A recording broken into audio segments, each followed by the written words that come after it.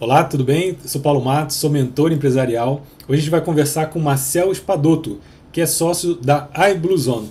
Tudo bom, Marcelo? Tudo ótimo, Paulo. Muito obrigado aí pela oportunidade da gente estar conversando. Legal, bacana. Marcel, e vamos direto ao ponto aí. A gente precisa saber o seguinte: quais são os maiores desafios em vendas? Bom, Paulo, para mim, os maiores desafios em vendas são três. A geração de leads. É muito importante que a sua empresa, que a minha empresa, que a empresa de todos possam estar buscando clientes, gerando novas oportunidades de negócio. Precisa ter a capacitação do pessoal de vendas. É muito importante porque hoje o vendedor, ele assume muitos papéis, ele precisa falar com N pessoas de N departamentos dentro da empresa. Então o vendedor tem que estar muito capacitado. E por último, o planejamento de vendas, que vai abarcar tudo isso. E o planejamento de vendas, ele tem que estar conversando com o planejamento estratégico da empresa e com a governança da empresa. Entendi.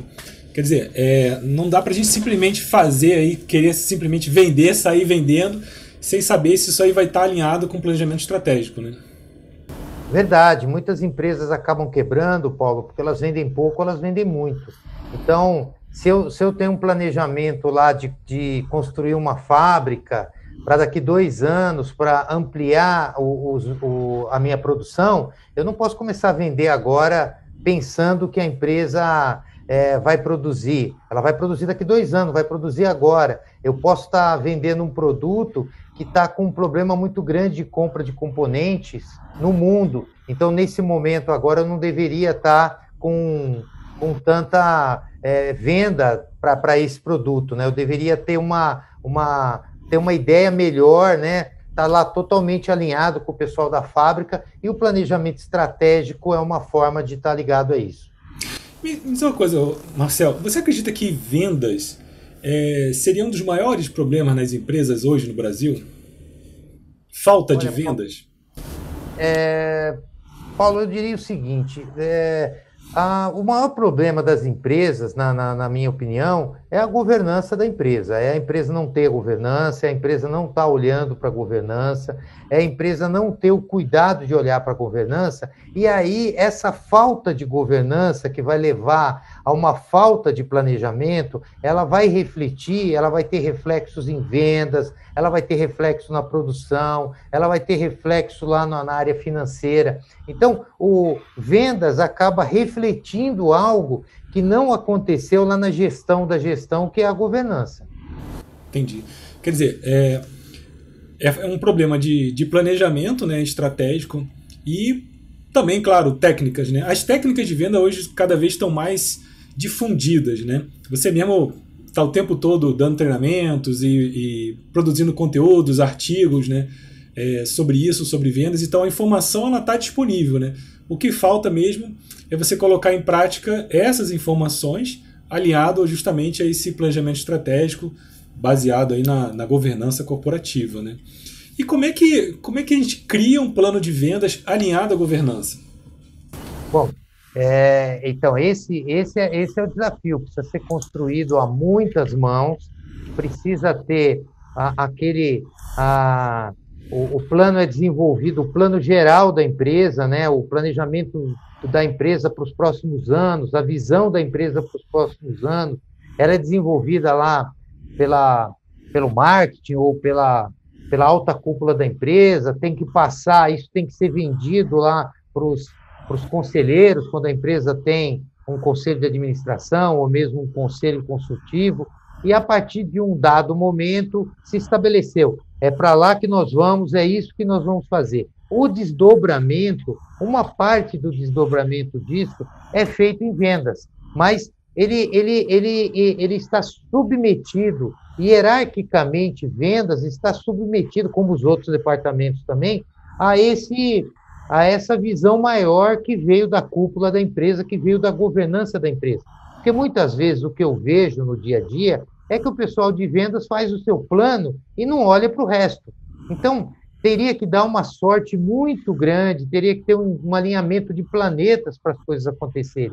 Então, o planejamento ele tem que nascer, lógico, o pessoal de vendas pode ter suas ideias, é muito importante que as tenha, eles podem desenvolver estratégias também, mas tudo isso tem que conversar com a parte do planejamento estratégico da empresa e com a governança da empresa. Então, não adianta eu criar um plano aqui que não leve em consideração o que foi feito aqui. Então, o importante é saber o que a empresa estabeleceu.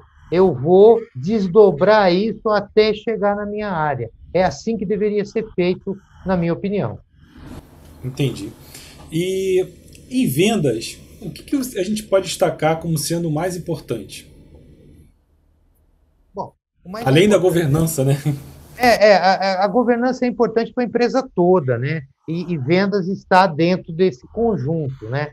Se você quiser ligar só vendas à governança, talvez você não tenha tantos links diretos. Tem alguns links, mas quando eu penso na empresa como um todo, faz todo sentido. O vendas é uma parte, né? Muita gente acaba falando, não, vendas é a parte mais importante da empresa. Não, vendas não é a parte mais importante da empresa. Ela é uma das partes importantes da empresa. Ela precisa conversar com todas as áreas. Eu citei aqui o caso de uma indústria, né, que é mais fácil de exemplificar. Pô, produz e vende. Não adianta eu vender o que não está produzindo, vender um produto que eu não tenho um componente para fabricar, mas isso vale também para um distribuidor. Ele tem um estoque. Não adianta eu partir para um número de vendas que a empresa não vai conseguir movimentar esses produtos, não vai conseguir comprar, colocar no estoque e depois vender. E também eu não posso vender muito pouco e deixar lá meu armazém, meu depósito totalmente ocioso. Ou seja, a empresa toda precisa funcionar como um relógio. E quem é que faz isso funcionar bem? A gestão da empresa. E o que faz a gestão da empresa funcionar bem? A governança. Então, a governança é importante. Entendi. Bacana. O que se leva em consideração no plano de vendas? Então, quando a gente faz um plano de vendas, eu preciso ter uma ideia do que eu vou produzir, o que eu vou vender, para quem que eu vou vender, a que preço que eu vou vender, como que eu vou entregar, como que eu vou chegar até esse cliente. Então, o plano de vendas, a gente tem que pensar em todas as estratégicas, no tático, no operacional, do que eu vou fazer no campo no futuro. Então, se eu não tiver o desenho geral do que eu vou fazer no plano, a chance de, quando eu colocar esse plano para funcionar, esse plano tem um gap muito grande. Por exemplo, muitas empresas desenvolvem planos maravilhosos, eu conheci uma delas, e não tinha como o cliente devolver a mercadoria. Não tinha processo para o cliente devolver. Se tudo der certo, se o cliente nunca devolvesse um produto, eles nunca iam ficar sabendo que eles tinham um problema. O cliente tentou devolver, eles não tinham esse processo pronto. Isso deu muito problema, deu muito desgaste na área comercial, deu muito desgaste na área financeira, na área de cobrança, na área de logística com o cliente. E é uma coisa assim muito básica, né? O produto que vai pode voltar. Então, às vezes, não se faz um planejamento tão bem pensado, não se coloca todas as pessoas dentro do planejamento, porque se você chama uma pessoa de cada departamento ou um grupo de cada departamento para fazer parte desse time, né? Hoje se fala muito em trabalhar em esquadrão, né? A empresa tem um esquadrão, o squad ali de trabalho. Se eu trago uma pessoa de cada área, essa pessoa fala, opa, tem um furo aí, precisa pensar nisso.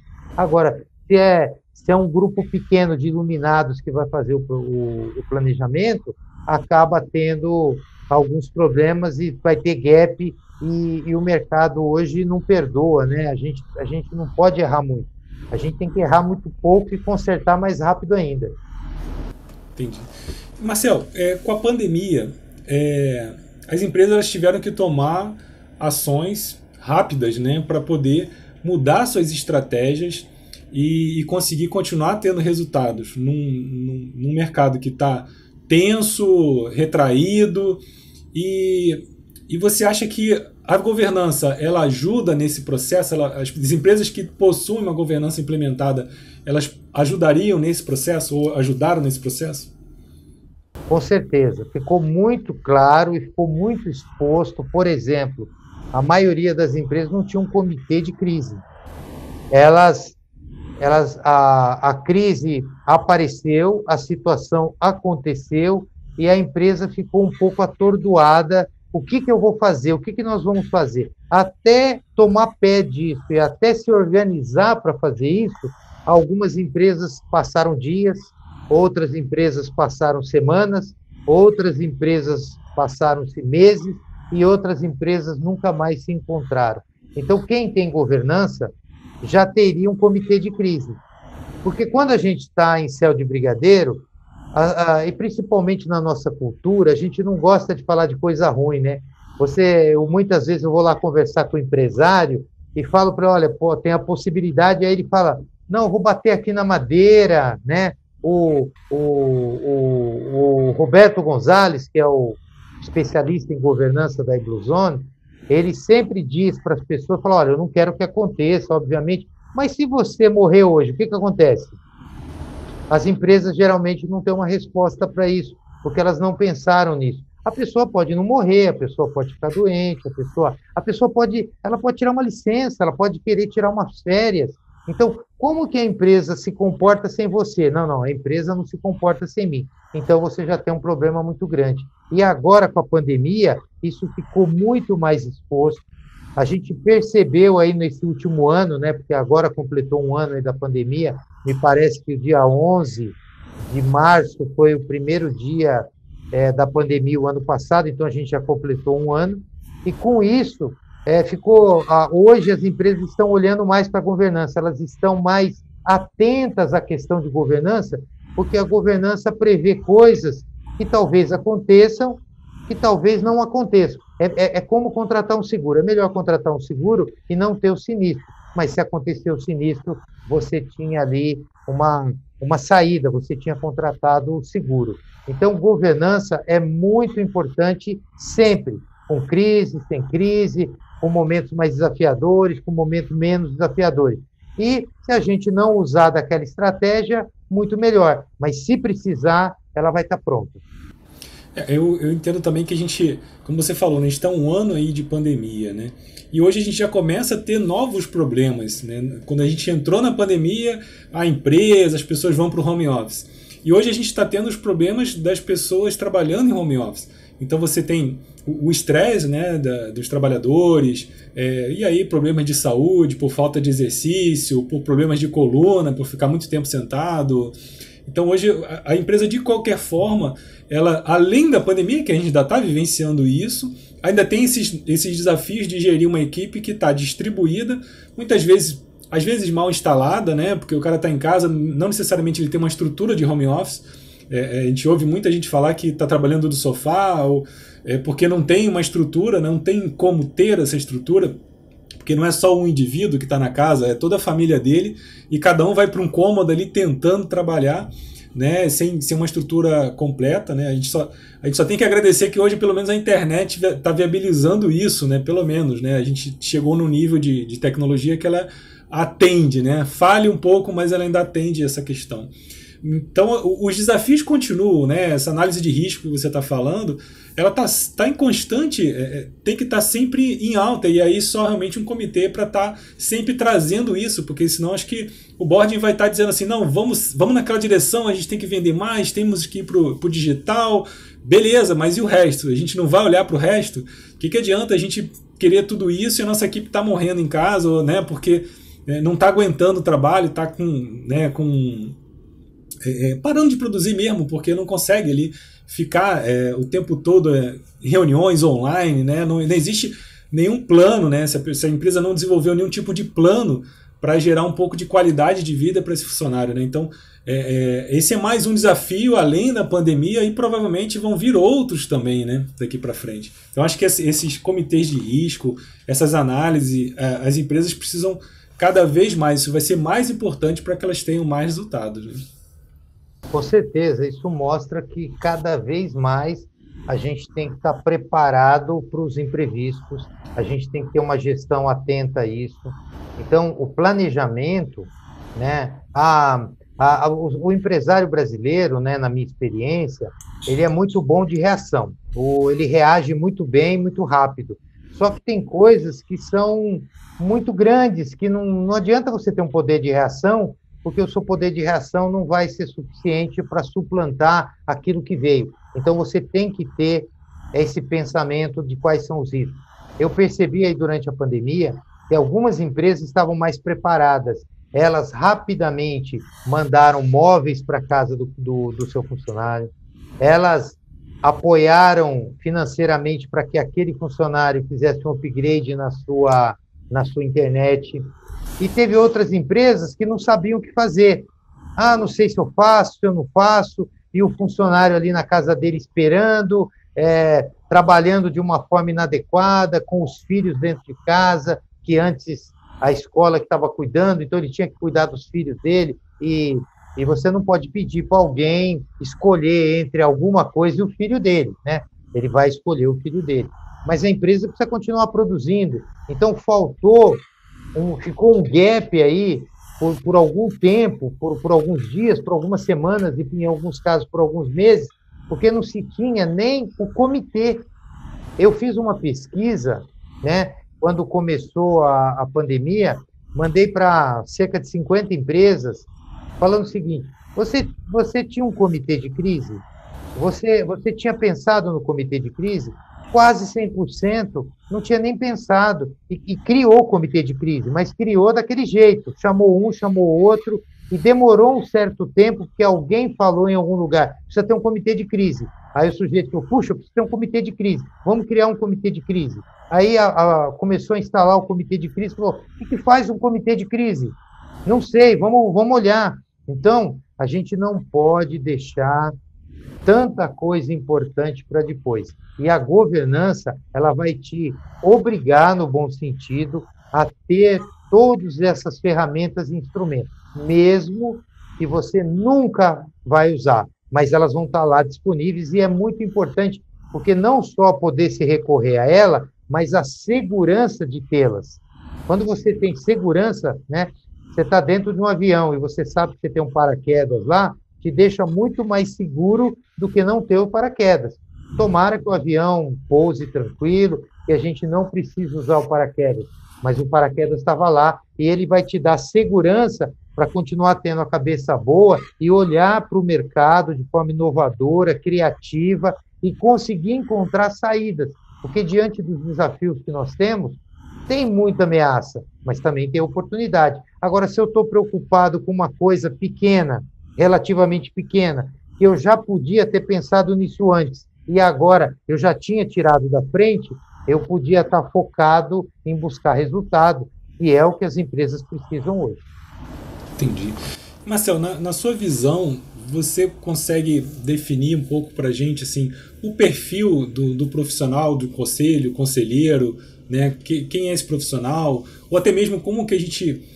que a gente tem que olhar para uma empresa de consultoria que implementa a governança corporativa para poder fazer uma boa escolha? Legal essa pergunta, porque a gente estava falando agora de comitê de crise, né?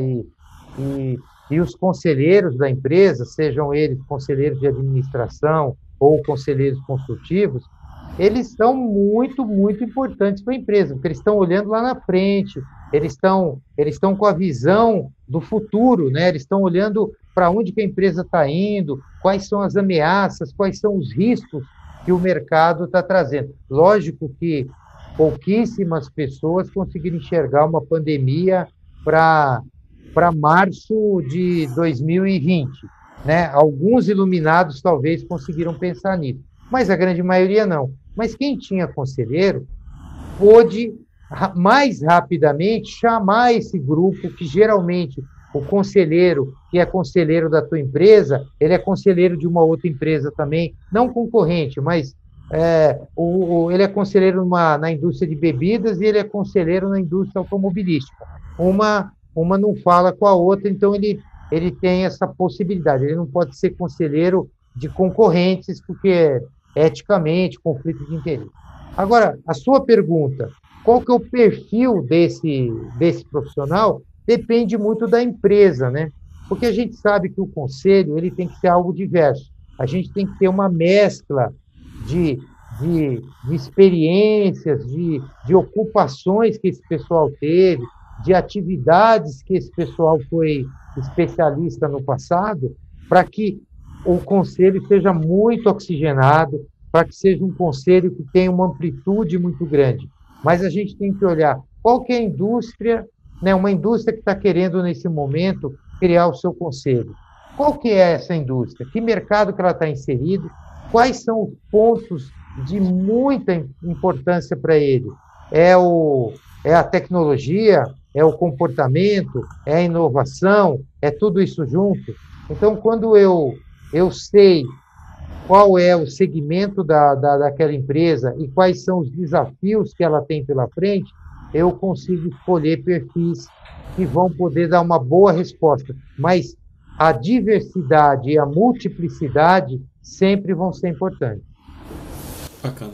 Você que está assistindo aí esse vídeo está fazendo sentido para você, dê um like, isso ajuda a gente a entender que a gente está gerando um conteúdo relevante. E se ele realmente você acredita que pode fazer diferença na sua empresa, envie aí também para os seus parceiros de negócio, para que eles também tenham acesso a esse conteúdo e consumam também outros conteúdos nossos aqui no canal do YouTube, né? A gente fala e está sempre falando sobre governança, a importância da governança corporativa nas empresas, que a gente quer levar esse conteúdo para você. E se você tiver alguma dúvida sobre governança também, deixa nos comentários desse vídeo, que a gente está sempre buscando profissionais especialistas aí como o Marcel para poder estar trazendo informação, pessoas de mercado, né? Não é teoria, né? São pessoas que estão ali trabalhando, atuando, praticando nas empresas, trazendo informação atualizada para poder ajudar aí as empresas do Brasil a terem mais resultados. Mas não acabou ainda não, né, Marcel?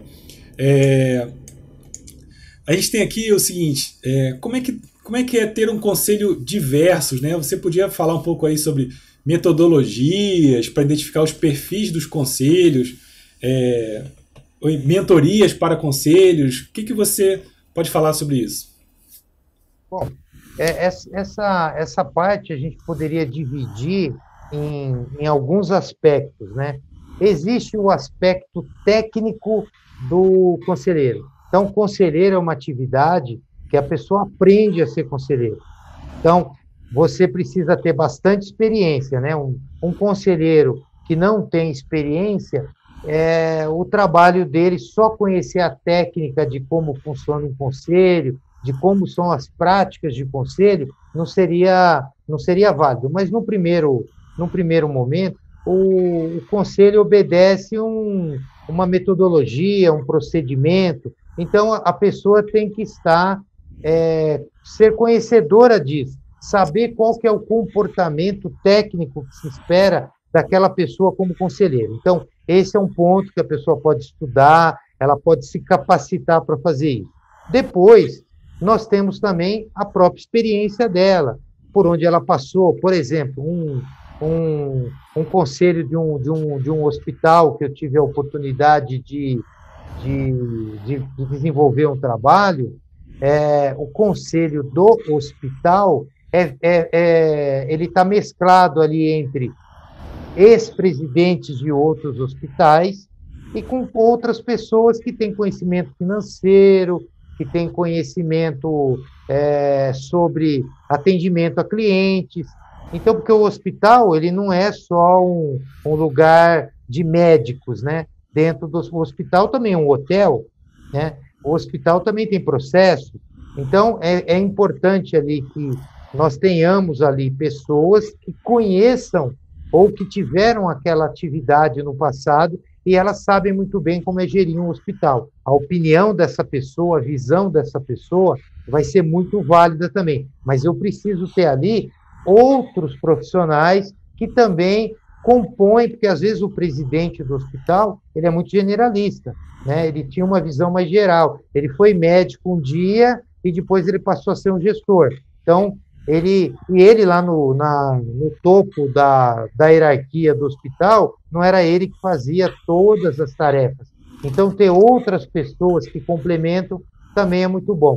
Mas, além disso, tem também a questão pessoal da pessoa, né? Tem a questão do perfil, da personalidade daquela pessoa, né? Tem pessoas que são mais dominantes, tem pessoas que são mais influentes, tem pessoas que são mais sustentáveis de planejamento, tem pessoas que são mais da conformidade, que é mais da análise. Então, é importante também que a gente tenha um pouco de cada um desses perfis, porque aí a gente não tem um conselho enviesado, é um conselho mais amplo. Ele tem vários perfis de pessoas, várias pessoas com experiências profissionais diferentes, e ele tem também pessoas que acabaram estudando qual é o comportamento de um conselheiro. Então, esses pontos olhados em conjunto, eles vão fazer com que aquele conselho seja um conselho muito bom, um conselho bem oxigenado, bem amplo,